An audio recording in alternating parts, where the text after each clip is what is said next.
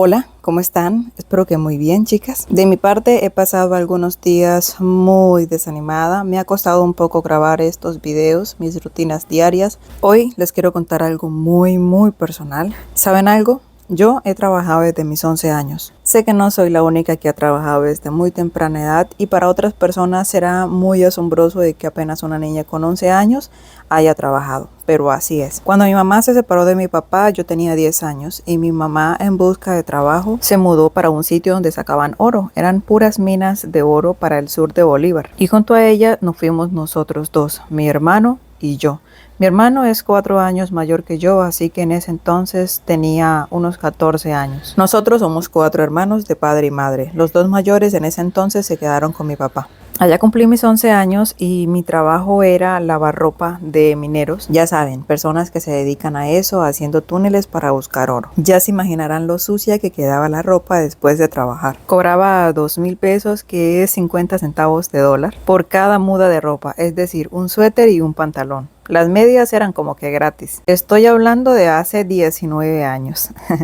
Siento que era muy poco dinero. Pero bueno, para ese entonces yo sentía que era bastante. Yo no ahorraba, la verdad. Yo solamente pensaba en que me pagaran mis 2,000 pesos cuando lavaba una muda de ropa, irme a comprar alguna chuchería, alguna golosina, no sé, me gustaba mucho el arequipe. En ese entonces venía así como viene la crema dental. Justo en esa presentación venía y me encantaba, era de mis golosinas favoritas. Después de eso tuve muchos otros trabajos, muchos otros. Cuando cumplí mis 16 años, tuve un trabajo importante para mí. Sentía que era importante. Administraba un hotel, sí, a mis 16 años administraba un hotel, aunque era más que administradora porque tenía muchos cargos sobre mis hombros, y cuando digo cargos era hacer todo lo que se debía de hacer, es decir, cumplir el horario y las labores en el hotel de lo que eran alrededor de 3 personas más. Yo era camarera, era recepcionista, atendía también el parqueadero, la salida y la entrada de vehículos, y también atendía la lavandería.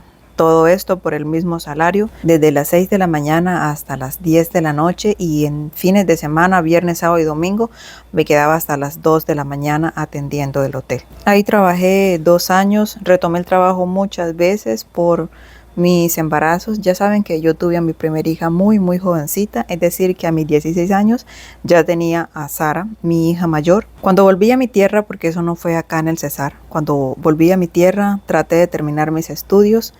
Terminé el bachiller porque no lo había terminado a esa edad. Pues no había terminado mi bachiller porque me dediqué a cuidar de mi hija y a trabajar. Trabajos en los cuales siempre fue servicio y atención al cliente, porque trabajé en artesanías, trabajé en almacenes de calzado, en almacenes de ropa, trabajé en viveros, también trabajé en tiendas donde vendían flores, trabajé en restaurantes, en cafetería, y donde más me relacioné con personas fue en el servicio de hotelería y turismo, porque vivía en una zona donde era muy turística, muy bonito también, un clima muy frío, muy delicioso. Nada comparado con el calor que hace acá, aunque yo soy más del clima caliente, me gusta más el clima caliente. Viví muchos años por allá y la verdad no me adapté. La rama de la medicina me empezó a gustar como a los 16 años, me llamaba mucho la atención, pero no estaba muy segura a esa edad de que eso era lo que yo quería estudiar. Pero a mis 19, sin lugar a dudas, dije, me gusta mucho. Y a mis 23 años empecé a estudiar farmacia, que es inclinado a la rama de la medicina, ya que estudiar para ser médico acá en Colombia es bastante difícil. Los semestres son muy caros, no hay universidades donde se pueda realizar el estudio gratis, así que pues toca optar por lo más económico. Así que me gradué, hice mis prácticas en un hospital. Y después de mucho tiempo y de meter hojas de vida en todas partes y postularme a todos los trabajos habidos y por haber, me salió una oportunidad con una empresa acá en el municipio de Agustín Codazzi, donde vivo actualmente. De 5 personas que entrevistaron, yo quedé y me sentí afortunada, contenta, nerviosa, ansiosa, con muchos sentimientos encontrados. Era mi primer trabajo en realidad donde yo iba a recibir un sueldo como tal, porque las prácticas que hice en el hospital fueron 4 meses, entraba a las 12 del mediodía, Salía a las 6:30 o 6 de la tarde sin siquiera darme el auxilio de transporte, es decir, trabajaba gratis, solo para obtener experiencia y poder meterlo a la hoja de vida porque me lo requerían en cualquier trabajo que yo fuera a estar. Bueno, empecé el trabajo un poco nerviosa y al principio todo marchaba bien, pero después, con el pasar de los meses y el maltrato que me daban los usuarios en esa farmacia, mi salud mental se empezó a ver afectada. Cuando cumplí los 8 meses de estar trabajando en la farmacia, caí en un cuadro de depresión muy grande. Conté con un gran compañero de trabajo, el cual me animaba todos los días a que continuara, a que no me rindiera. Me sentía que no valía, me sentía desdichada. Sentía en días que nada de lo que estaba haciendo valía la pena, que no debía de continuar, que no valía la pena, que nada valía la pena en realidad. Hasta que un día tuve mi peor pensamiento. Dije, ¿para qué seguir así, viviendo así? ¿De qué me sirve vivir así? Y lo pensé en la forma de quitarme la vida, algo que en mi sano juicio nunca hubiera pensado. Me costaba bañarme, comer, casi no almorzaba, adelgacé muchísimo,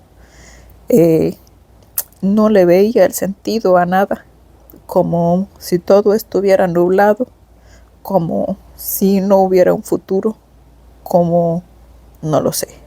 Es muy difícil de explicar. Yo creo que una persona que viva un proceso así, solo ellos lo entenderán. La salud mental es importante, muy importante. Y me da mucha nostalgia recordar esto, porque eso que yo había soñado, el trabajo que yo había anhelado y todo lo que yo había querido hacer se había derrumbado muy rápido. Así que tomé la decisión de pedir a la empresa la carta de renuncia, la cual debía de cumplir un protocolo para que otra persona quedara en mi lugar y yo poderle enseñar, pero ya no podía más. No podía estar un día más ahí. Así que me tocó pagar una cláusula, aproximadamente de unos 400,000 pesos, un poquito menos, que vendrían siendo aproximadamente unos $100. Hablé con el supervisor llorando como una niña pequeña y le dije cómo me sentía y lo mal que estaba psicológicamente. Y me dijo, Luz, uno en una empresa es reemplazable, pero en la casa no. Y esas palabras se quedaron en mí hasta el día de hoy. Salí de la farmacia llorando y pidiéndole disculpas a mi compañero de trabajo por dejarlo solo. Yo amaba mi trabajo, pero no podía lidiar con la presión de los usuarios trabajando en un dispensario donde la empresa en cierta parte no cumplía con los requisitos que debía para cumplirle a los usuarios, y nosotros, como estábamos frente a la farmacia colocando la cara por todo, la presión era para nosotros y fue una situación muy difícil que hasta el último día en el que yo salí de la farmacia, un usuario me trató de ladrona. Otro usuario de la EPS con enfermedad psiquiátrica, bueno, en realidad él estaba tomando sus medicamentos psiquiátricos, me dijo un día que me iba a quemar con toda y farmacia, que un día de estos le iba a prender candela a toda la farmacia y que me iba a quemar con la farmacia. Y ese fue otro de los muchos días malos que yo pasé allá. Creo en cierta parte que lo mejor que pude hacer fue haber renunciado. Y hasta el sol de hoy no me arrepiento, a pesar de haber sido un trabajo que yo había anhelado mucho. Pero era también un trabajo que me estaba matando y que me estaba consumiendo. Y es que esto empieza con pequeñas cosas.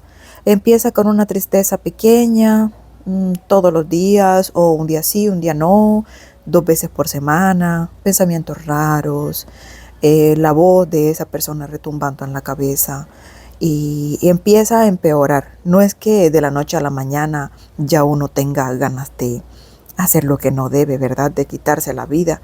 No empieza así rápido. Esto es algo que evoluciona, va evolucionando. La salud mental es importante. Muchas veces he pensado dejar YouTube, he pensado dejarlo todo, no hacer más videos. Y para mí es algo complicado también porque el 29 de enero Cumplí 3 años en YouTube, algo con mucho esfuerzo, con mucho sacrificio que amo hacer, pero he tenido días malos, muy malos, en los que me intenta repetir lo que me dio y son días difíciles para mí. Días en los que siento una tristeza profunda. Es algo difícil de poder explicar. Todas las historias son diferentes, cada uno pasa por un proceso diferente. Hay personas que pasan por esto y caen en depresión en unos días, como hay personas que evolucionan muy lentamente y llegan a padecerlo en meses. La depresión es una enfermedad. Depresión no es estar triste de vez en cuando o llorar y sentirse solo de vez en cuando. No. Hay características de la depresión y deben de ser tratadas con un especialista, con medicamentos. En mi caso, me aferré mucho a Dios y también estuve en tratamiento. Pero hay personas incluso que no logran captar que lo que les está pasando está algo fuera de lo normal y lamentablemente son personas que se suicidan, que acaban con su vida, a veces porque se lo han contado a personas cercanas y esas personas cercanas, como familiares o amigos, no les han tomado importancia. La invitación para el día de hoy es que seamos más empáticos y escuchemos. A veces las personas no buscan un consejo, solamente necesitan ser escuchadas, desahogarse. No sabemos a quién podemos ayudar solamente escuchando. Incluso hay personas que pasan por este proceso, no se lo cuentan a nadie y terminan acabando con su vida en silencio. Y si hay alguien por acá que me escucha y se está sintiendo mal, se está sintiendo que no es él o ella, busquen ayuda, hablen con alguien que realmente los quiera, que les tome importancia, cuéntenle la situación, busquen un especialista, aférrense a Dios, hagan alguna actividad que los haga sentir bien, aléjense de las cosas que les roba la paz y por qué no, escuchen videos motivacionales, hay muchos en Instagram, en YouTube. Esta es una pequeña parte de mi historia, de mi vida. Sé que hay personas que caen en depresión por la pérdida de un hijo, una madre, un familiar importante, por una ruptura amorosa de años o de meses, por un divorcio, por un accidente, por un aborto. Son muchísimos los casos, muchísimas las historias y cada una de ellas son valiosas. Gracias, muchas gracias por estar aquí y por escucharme.